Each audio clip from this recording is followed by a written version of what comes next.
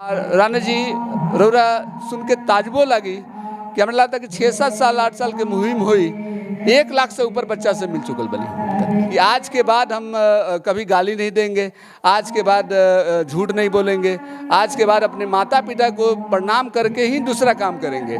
BA, BCom, BSc, MA, MCom करें विश्व की सबसे बड़ी यूनिवर्सिटी इग्नू से। सॉल्व असाइनमेंट्स और गाइड बुक्स प्राप्त करें। संपर्क करें Mahakal computers, DAV PG college के पास, पंच मंदिरा मोड़ से दाहिने, सिवान।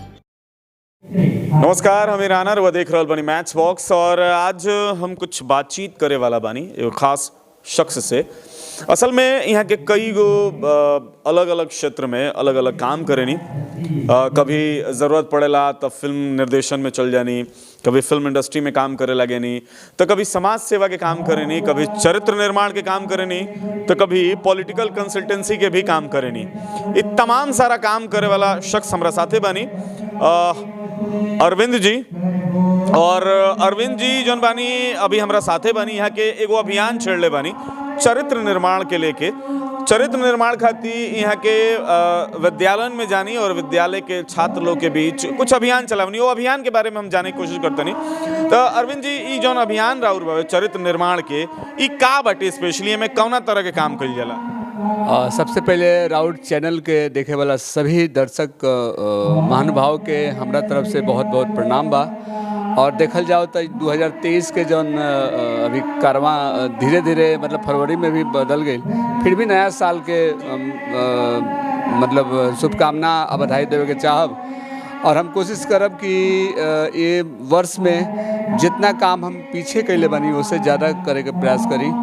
और रौरा का भी बहुत बहुत धन्यवाद बा कि आए दिन राउर जब हम बेबाक अंदाज में जब हम कोनो इंटरव्यू देखिले तो बहुत इच्छा होला कि रौरा साथे सानिध्य कुछ बिता के कुछ आपस में मतलब हमरो पास ऐसा कुछ सवाल होके जौन जवाब में कुछ सकारात्मक बात रख सकी।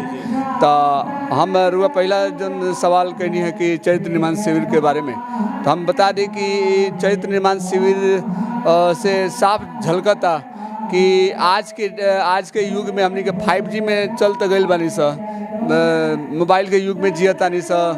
आज पहले VCR होते रहे, आज मतलब मल्टीप्लेक्स में जियतानी सा। तो जितना हमनी के आगे बानी सा और हम जब पीछे मुड़ के देखा तानी तो बुझाता कि एगो लाइन लिखले रहनी आज से 20 साल पहले कि जिसे समझा महल वह खंडहरी तो था, निर्लज निगाहों को थामे वह एक शहरी तो था। कहे का मतलब ये बा कि जितने शहर में रुआ जाता नहीं उतना देखी निर्लजता और ये मतलब संस्कार शब्द जौन बा वो एकदम मतलब ताक पे लोग रखते ले बा।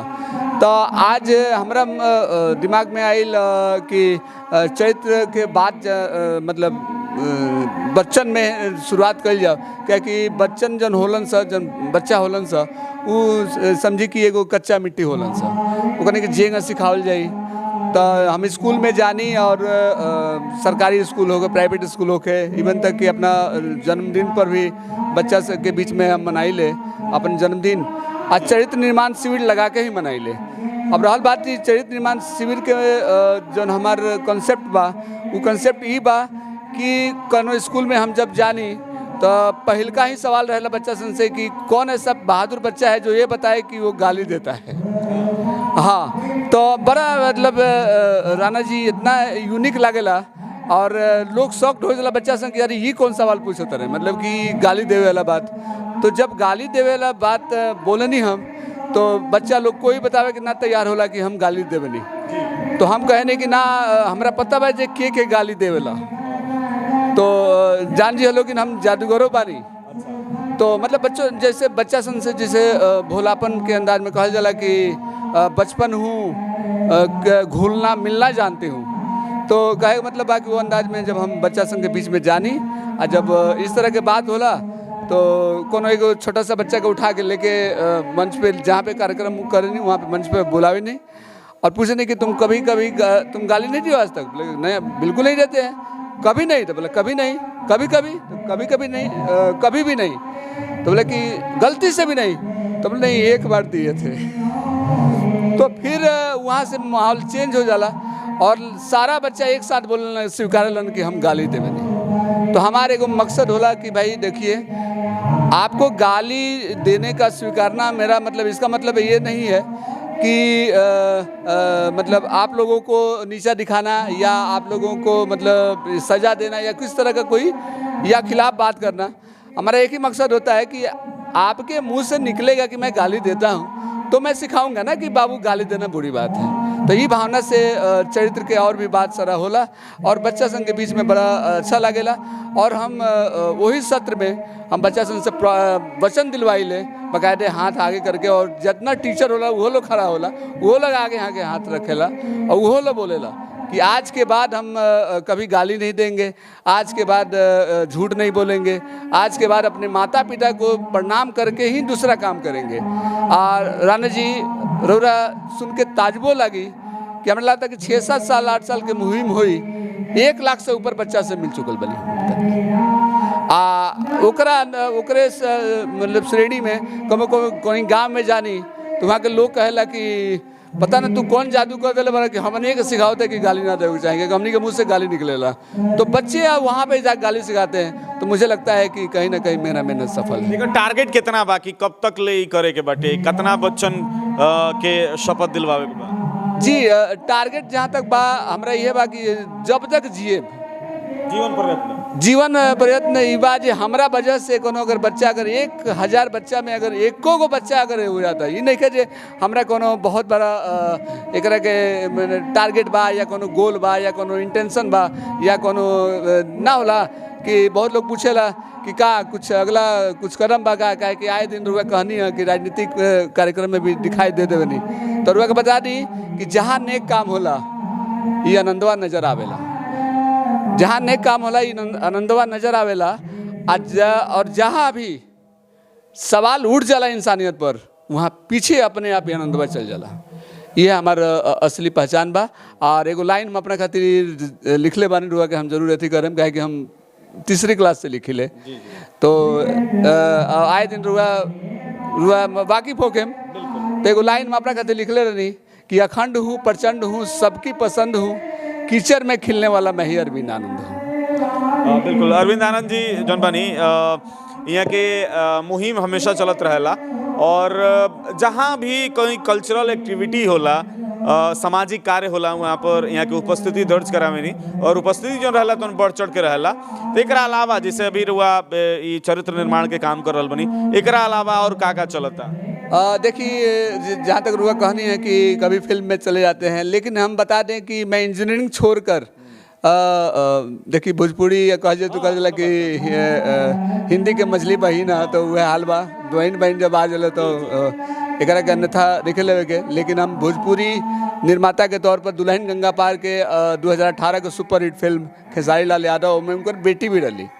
आज रुआ मतलब रौरा माध्यम से हम इशारा में कहे के चाहता नहीं कि रौरा जौन मुहिम छेड़ले बानी वो में कहीं ना कहीं तो मतलब हम बोले नहीं जरूर करे के कोशिश करे नहीं, लेकिन कब कब अपन फिल्मवा देखे नहीं तो फिल्म बहुत अच्छा बनल बा, लेकिन कोनो गाना पर हम लोग को सवाल उठा जो लगे रुआ तो बड़ा अथी अश्लीलता के बात करता नहीं, हमरा के तुलना बड़ा अजीब अजीब लोग करेला।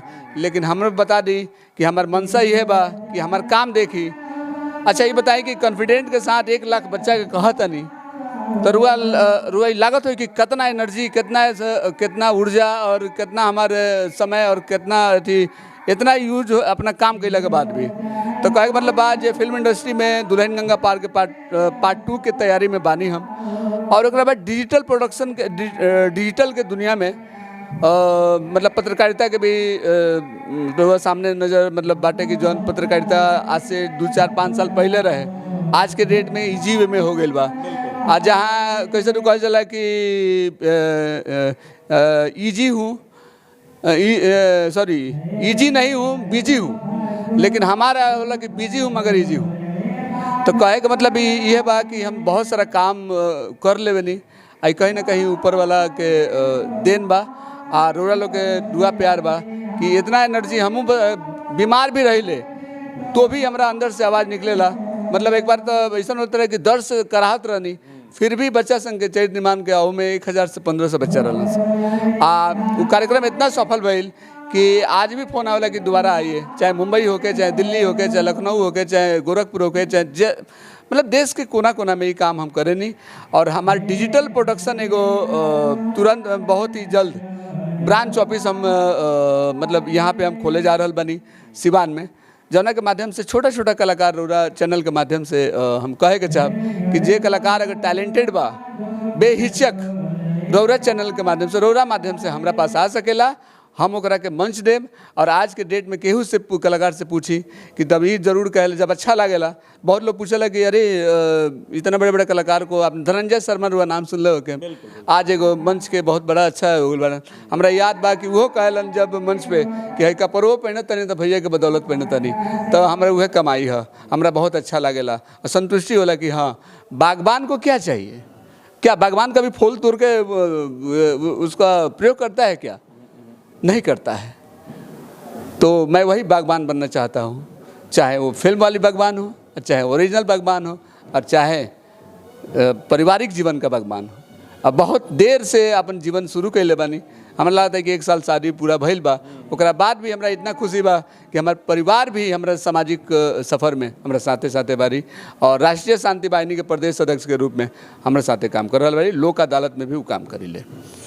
चलिए अरविंद जी, व्यस्त समय रह चुकी कार्यक्रम के पीछे से आवाज आ रहा बा, कार्यक्रम चल रहा बा, में हम समय निकाल के अरविंद जी से बातचीत करे कोशिश करनी है, चूंकि यहाँ के मुहिम जौन बाटे चरित्र निर्माण वाला ये बहुत ही उम्दा बाटे और बहुत सही दिशा में जा रहा बा और एक जरूरत भी बा कि बच्चन के चरित्र निर्माण सिखावल जावे। पर आधुनिकता के दौर में के तरह के सफल होकल जाओ, के तरह 2 पैसा के आदमी बन जाओ, एक हाथी भाग दौड़ बनल बा, लेकिन चरित्र निर्माण के बाद नइखे होत, लोग नइखे छेड़त। तो पर अरविंद जी कर रहा में तो बहुत एगो बात रुआ बीच में हम ये ले कि आज तो मान ली कि कार्यक्रम के बीच में ही राउर मतलब बड़प्पन बा कि रौरा हमू मतलब काफ़ी व्यस्त देखा था नहीं कि हमारे सब केंद्र बिंदु होनी व्यवस्था हो के चाहे जो भी हो के एक आदमी से हम मिली ले, लेकिन फिर भी कहम कि जौन चरित्र निर्माण के बात बा तो ई तो मान लीजिए कि एगो हो गई ऐसे फॉर्मल, लेकिन जहिया कार्यक्रम होई वहिया हम रुआ के आमंत्रित करें और रुआ वो समय जरूर बच्चन से भी पूछे कि आखिर चैत्र निर्माण शिविर के माध्यम से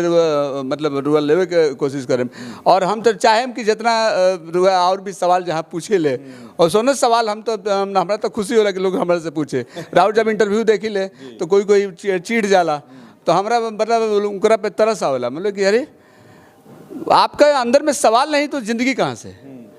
मैं तो कहता हूँ कि जहाँ सवाल नहीं है तो समझिए जो जिंदगी का कोई मतलब ही नहीं है। जहाँ सवाल आएगा तभी तो जवाब में आप जिंदगी जिएंगे। तो मैं वही उसी में विश्वास करता हूँ और बहुत बहुत आपको आपके प्रति और आपके चैनल के प्रति आभार प्रकट करता हूँ।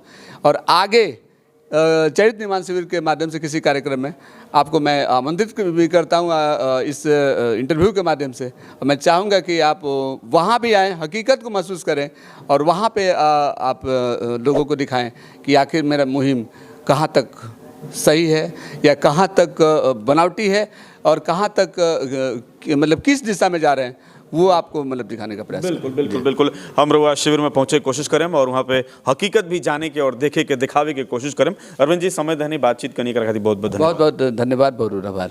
तो चलिए बातचीत देखनी हो और जरूरत बाटे अपना चरित्र निर्माण के, रुआ घरे भी बच्चा होकस, आसपास में बच्चा होकस, तो ओकर चरित्र निर्माण कईल, ओकरा के चरित्र का विकसित कईल बहुत जरूरी बाटे। और अरविंद आनंद जी ये मुहिम लेके चलते नहीं यहाँ के वाकई बधाई के पात्र बनी कि बातचीत बदकुचन सुननी है पर अपन प्रतिक्रिया जरूर दी। और मैच बॉक्स के अभी तक सब्सक्राइब नहीं करे तो कर ली, फेसबुक पर देखते हैं तो पेज के लाइक करी, फॉलो करी और वीडियो के ज़्यादा से ज़्यादा शेयर करी।